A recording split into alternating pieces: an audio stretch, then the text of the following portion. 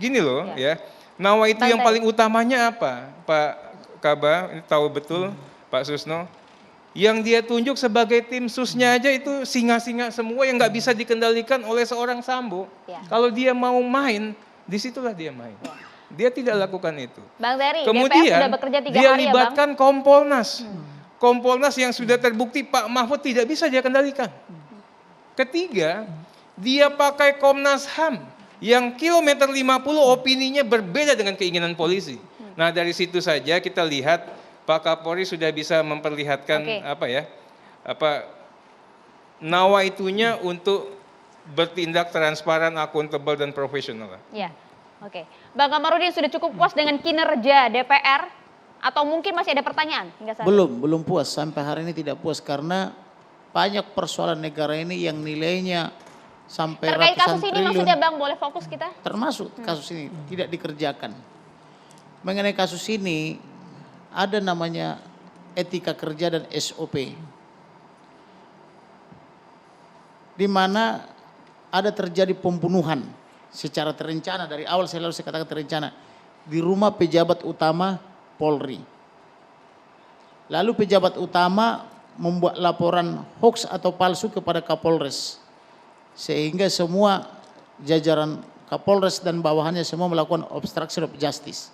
Melanggar pasal 221, 223, sama melakukan perbuatan jahat, pasal 88, kemudian menyebar hoax atau kebohongan kepada publik. Secara etika dan SOP, Kapolres wajib melaporkan kepada Kapolda Metro Jaya sebagai pimpinan. Kemudian, Kapolda Metro Jaya wajib memberikan arahan dan perintah atau petunjuk kepada bawahan.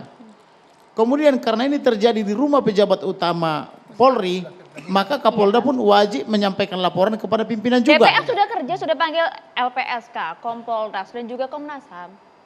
Ya, outputnya apa? Ini gini loh ya, saya ingin nanya nih, kalau ngomong itu terukur dan dapat dipertanggungjawabkan. Saya dari awal ngomong begitu. Gini ya, apa yang tidak dikerjakan DPR, tadi banyak kasusnya yang tidak dikerjakan sama Komisi 3 apa? Coba sebutin aja. Kita fokus di kasus ini dulu boleh Bang Terry ya? Jadi jangan asal bicara juga. Di situ. Ini saya mengirim surat ke Komisi 3 DPR.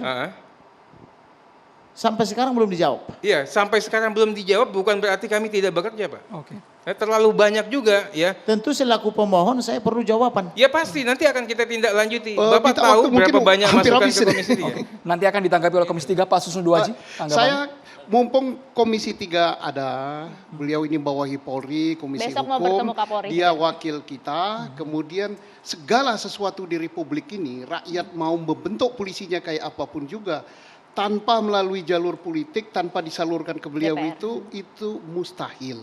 Nah, mumpung ketemu, jadi manfaatkan ini kami ketemu ini, momentum ini paling bagus untuk kita membuat grand design perbaikan Polri. Nah, mungkin yang kekurangannya itu di bidang pengawasan.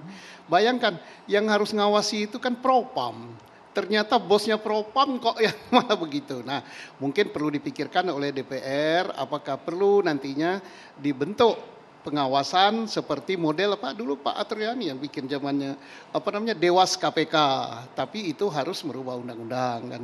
Nah, hal-hal yang strategis ini sifatnya itu miliknya beliau. Ada pesan mungkin Pak secara langsung dari Pak Susno agar citra Polri tidak babak belur? Lah beliau lah yang belanya. Dengan beliau mengatakan kepemimpinan sudah on the track, sudah apa-apa.